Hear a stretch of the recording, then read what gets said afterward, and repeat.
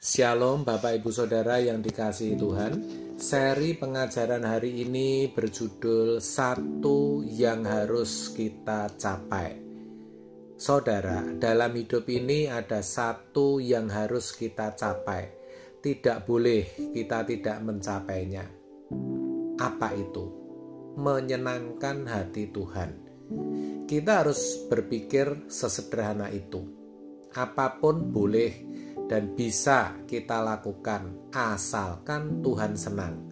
Sebaliknya, jangan lakukan hal sekecil apapun kalau Tuhan tidak ikut senang. Sederhana kan? Maka berpikirlah seperti itu. Saudara, kalau kita mau memeriksa hidup kita dengan teliti, dengan hati yang benar-benar tertuju kepada Tuhan, kita akan melihat betapa Tuhan sangat memperhatikan kita dalam segala hal. Dari hal yang kita anggap sepele atau sederhana, ternyata Allah turut memperhatikan. Sebab jika tidak, keadaan kita pasti dalam bahaya. Selain itu, kita tidak dapat masuk ke dalam proses pendewasaan. Misalnya, waktu kita berkendara, lalu ada orang yang berlambat-lambat berhenti di depan kita untuk menurunkan penumpang, seakan-akan ia memiliki jalan itu. Dengan santai dia juga menurunkan barang sambil mengobrol dengan orang di sebelahnya. Rasanya kita mau marah karena kesel. Namun ternyata keterlambatan itu justru menyelamatkan kita. Karena ternyata di depan kita ada satu truk yang remnya blong. Seandainya kita tidak dihambat oleh orang di depan kita itu, maka kita bisa saja mengalami kecelakaan. Ini contoh sederhana yang mungkin tak pernah kita pikirkan, dan masih banyak hal lain yang Tuhan lakukan di luar pengetahuan kita. Bapa di surga mengendalikan segala sesuatu untuk melindungi kita. Jadi, kalau sekarang kita ngerti hal ini, jangan lagi mengeluh, bersungut-sungut, dan menyalahkan orang lain. Mari kita sadar dan menerima bahwa Bapa mengizinkan segala sesuatu terjadi untuk kebaikan kita. Roma 8 ayat 28. Dengan cara menghindarkan kita dari bahaya, dan juga Dia mendewasakan kita dalam segala hal. Itu semua di luar pengertian dan pengetahuan kita, di luar kecerdasan dan hikmat manusia. Maka kita harus berpikir sederhana. Artinya tidak ada yang kita mau capek dalam hidup ini kecuali kita menyenangkan hati Tuhan.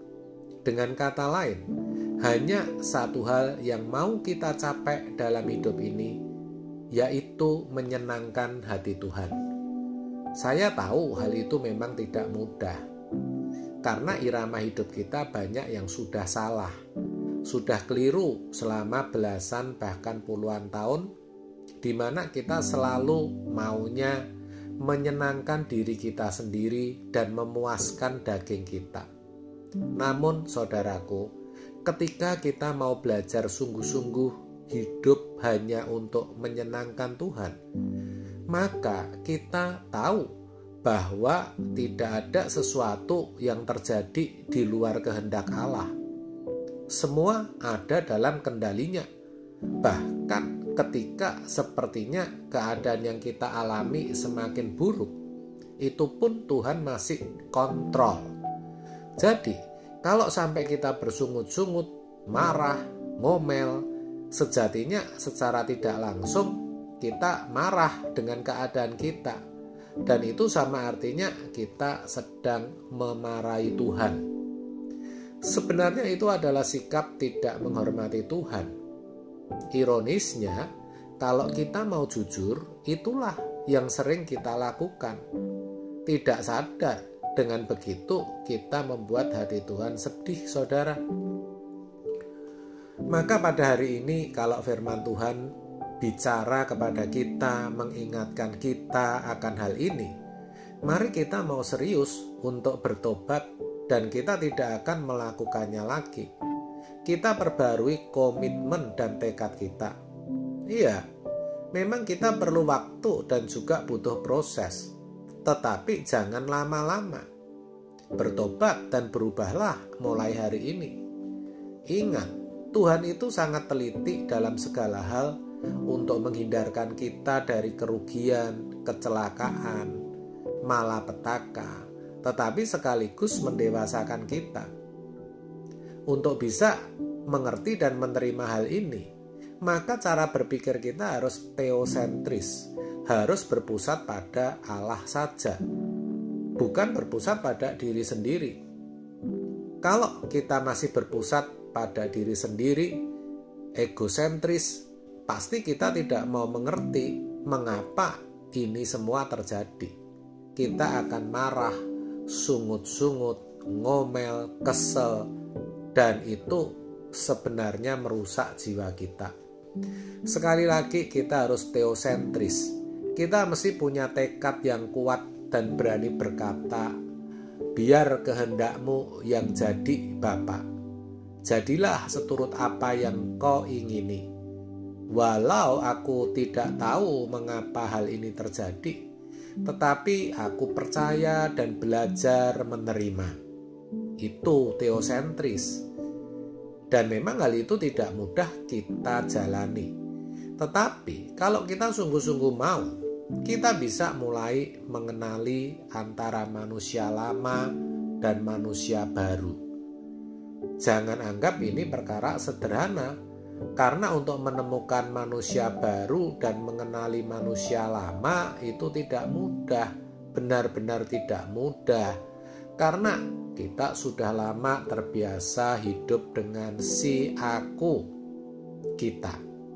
Sehingga kita tidak bisa membedakan mana manusia baru kita yang berkenan di hadapan Allah, yang menyenangkan hati Allah, dan mana manusia lama kita yang masih egosentris. Maka kita harus belajar hidup teosentris. Prinsip hidup kita harus kehendakmu lah yang jadi Bapa. Walau aku tidak tahu, aku percaya, aku menerima. Sulit, iya. Maka kita harus belajar terus. Jangan banyak bicara, diam, merenung, diam, merenung, sampai kita bisa membedakan antara manusia lama dan manusia baru kita. Banyak orang yang sampai hari tuanya manusia lamanya tetap begitu kuat dan dia tidak pernah menjadi anak-anak Allah, karena manusia barunya tidak pernah muncul atau terlahir. Hal ini sebenarnya sangat mengerikan. Allah bekerja dalam segala hal mendatangkan kebaikan.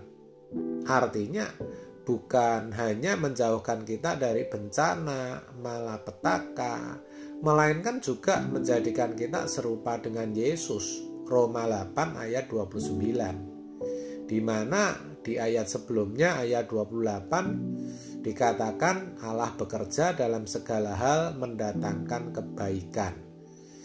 Dan kebaikannya itu adalah serupa dengan Yesus. Begitu maksudnya. Itulah manusia baru yang dimaksud oleh Alkitab. Sehingga kita bisa selalu menyenangkan hati Tuhan. Amin. Tuhan Yesus memberkati.